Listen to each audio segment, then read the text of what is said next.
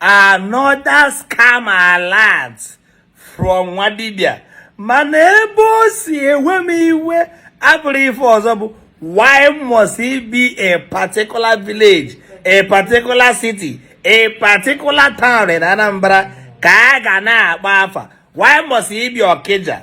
Why must it be na abata madi ogweri ego madi abatara na ogwo? Achaba obodo anyị ga-akpa afọ bụrụ Okija. Biko nu PG mo PG doni Okija the logidi youth ndị concern ihe ọma na-adị mma concern citizen of Okija ndị Asia Tiger Okija Big Brothers doni nenene na ihe a jọrọ na njọ na Okija bụkwa n'be m Okija abụ obodo mụ alakịrị m Okija my friends na Okija mana ọ na-ewe m iwe eri ego mmadụ bụrụ nwa dibịa riri ego mmadụ akpọba afa akpọba Okija mmadụ na-abụ ka m ga-ebosturu unu ndị riri ego onye agbatara n'ụgwọ watch a video ọ na-abụ nne egwu ọ dị ka a ga-asị na ma na-egwukwa ofugo bụ 5 million plus amazụrụ kọzọ 2.7 million emere gịnị amazụrụ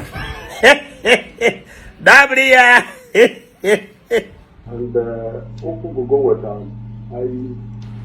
I want actually personally Ramona go kwuo no because now line no dey come there before he died lost his number line no dey come and what I want that to the line before this number for now.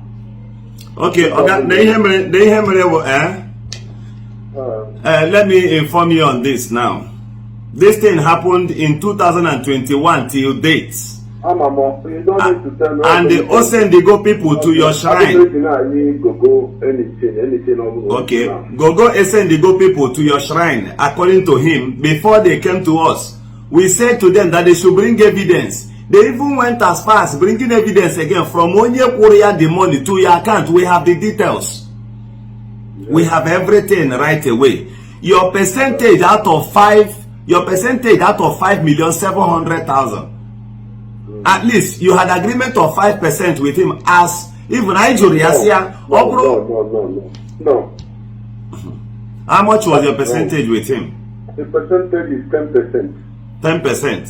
If you remove your 10% from 5.7 million naira, sir, yeah, that guy can get above 5 million.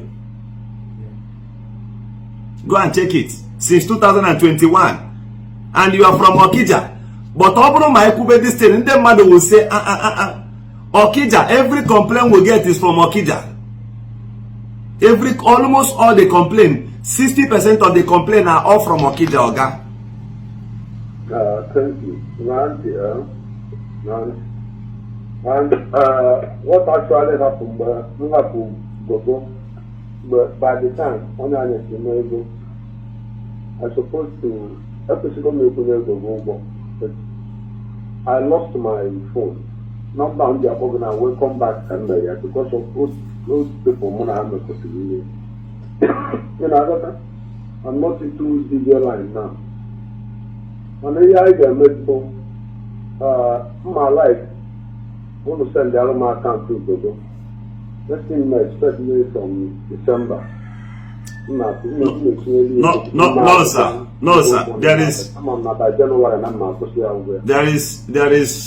nothing like that. That is a far distance because somebody is suffering somewhere and they get not somewhere. Somebody comfortably took the money. Account did acquire 2 million something. The account not with you. Somebody might not be at the It's no longer with me. That's why then go send the people.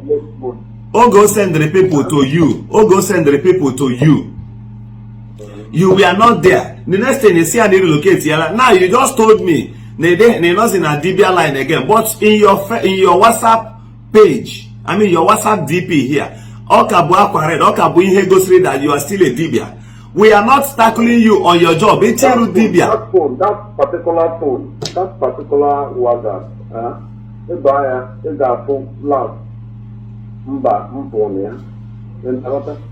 the phone is spoiled. Even the thing for some people to relocate me. Send somebody in my father's compound, they will tell you that for more than 2 years now I've not been at home. So, Ede Aruzidibia, where will your customers see you?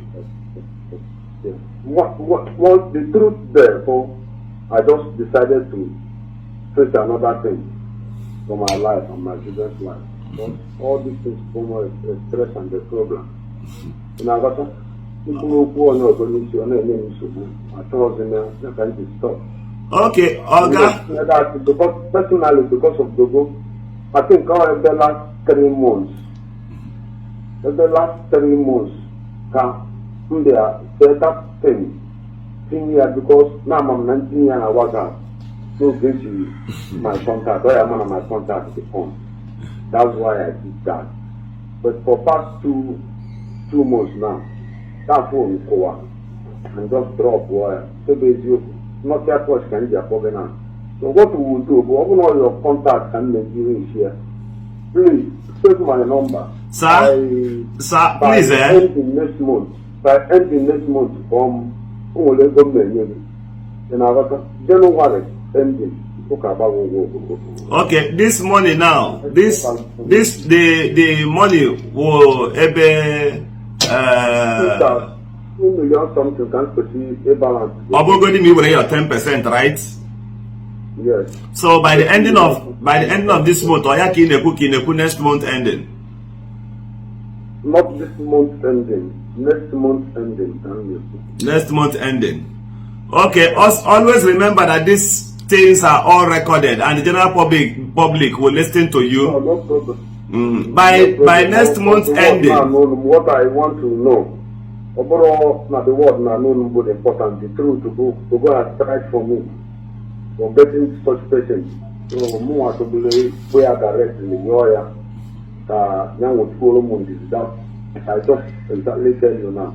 All right, thank you very much. Gogo, on behalf of we here and the general public, Gogo will be patient till next month ending. Next month ending, we will get back to you and we expect you to call us by yourself because we may not actually get you on the line. So you'll be the one to call us. No, I will still store this number. Can I phone him register this number, please? Mr. Governor Ezioku. Governor Ezioku. Mr. Governor Ezioku, type it that way. Type the name on Google. Type the name anywhere you are fine. My Facebook everywhere. Thank you, thank you. Thank you, Mr. Victor. All right, everyone. So that one touched me, but I tell you, he's still a native doctor. But we don't care about that. All we want is the 2 million something should be refunded back to Mr. Gogo. All right. So that is it. It's as simple as that. I need to still call Gogo's phone number here for further investigations. This young man, I know Nigeria. He is somewhere outside the country now. Bambo now hustle to a medri in his then also law say go away or large many complaints to native doctor Pachikwa that one. So it will not work. His number is +22 9671 97354. That is his number for Doubting Thomas. You can chat him up, you can call him. Then the native doctor, the number he reached me with lastly now was not the number I even called him with before. No, I think it is. The number is 081 4453 7334. This money should be refunded to the rightful owner of this money. Mr. Governor Ezioku says thank you very much and we keep waiting. As we move further to attend to others, the Shadow Man loves you. Thank you.